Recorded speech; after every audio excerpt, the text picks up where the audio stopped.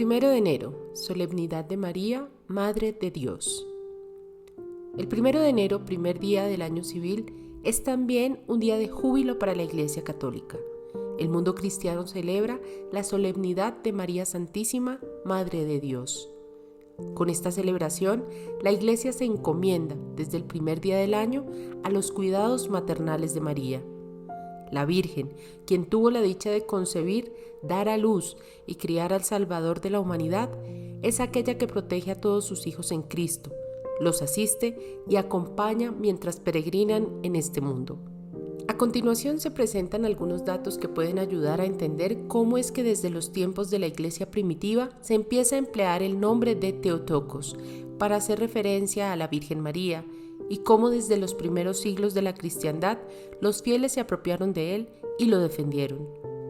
Lo primero que hay que señalar es que la celebración dedicada a María, Madre de Dios, es la más antigua que se conoce en Occidente. En las catatumbas de la ciudad de Roma, esos subterráneos que sirvieron de refugio a los cristianos perseguidos y donde estos se reunían para celebrar la Eucaristía, han sido halladas numerosas inscripciones y pinturas que dan cuenta de la antigüedad de esta celebración mariana. Por otro lado, de acuerdo con un antiguo escrito del siglo III, los cristianos de Egipto también se dirigían a María como Madre de Dios, usando las siguientes palabras, hoy hechas oración. Bajo tu amparo nos acogemos, Santa Madre de Dios. No desoigas la oración de tus hijos necesitados. Líbranos de todo peligro, oh Virgen gloriosa y bendita. Esta plegaria está recogida en la liturgia de las horas y el oficio divino desde tiempos inmemoriales, dada su riqueza teológica y espiritual. Para el siglo IV el título de Madre de Dios ya estaba incorporado en las oraciones de los fieles y se usaba con frecuencia tanto en la Iglesia de Oriente como en el Occidente. Para entonces era parte del sentir común de la cristiandad dirigirse a la Virgen María como Madre de Dios. Dicho en otras palabras, los cristianos habían hecho suya esa forma de reverenciar y honrar a la Virgen, considerando dicho trato como parte integral de su tradición e identidad. A pesar de la mencionada convicción de los fieles, en el siglo V, Nestorio, patriarca de Constantinopla, cuestionó que María pudiese ser llamada Madre de Dios, porque a su modo de ver no lo era realmente. ¿Entonces Dios tiene una madre? En consecuencia, no condenemos la mitología griega que les atribuye una madre a los dioses, sugería el patriarca de origen sirio.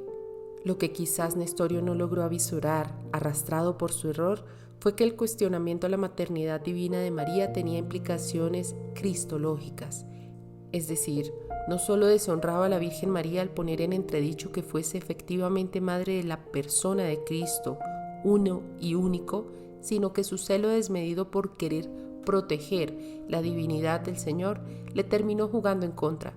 Se hacía insostenible en la integridad de Cristo, en el que se unen lo divino y lo humano de manera perfecta.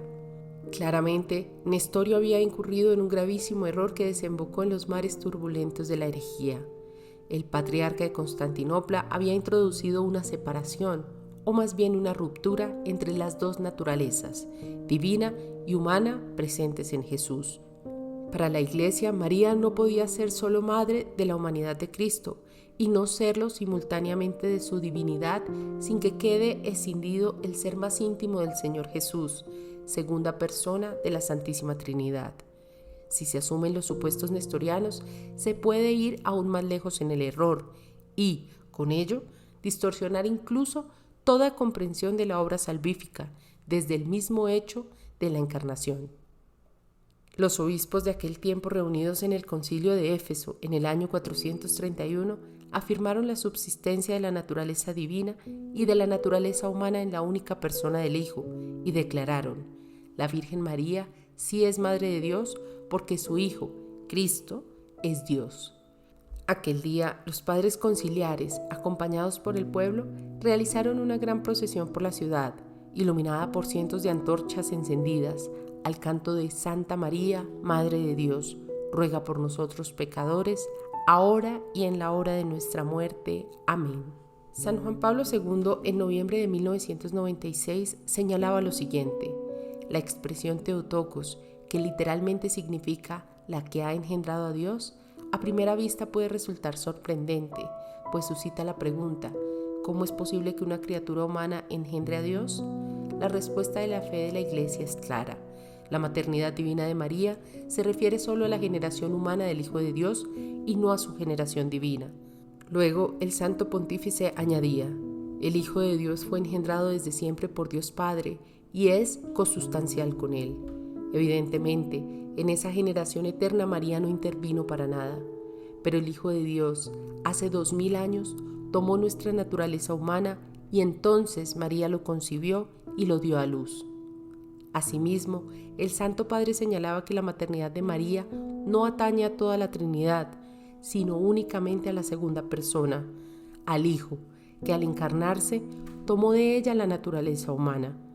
Además, una madre no es madre solo del cuerpo o de la criatura física que sale de su seno, sino de la persona que engendra, subrayaba San Juan Pablo II. Para terminar, es importante recordar que María no es solo Madre de Dios, sino que también es Madre nuestra, porque así lo quiso Jesucristo, voluntad expresada en su testamento desde la cruz al apóstol Juan. Por ello, pidámosle a María, al comenzar el nuevo año, que nos ayude a ser cada vez más como su Hijo, el Señor Jesús.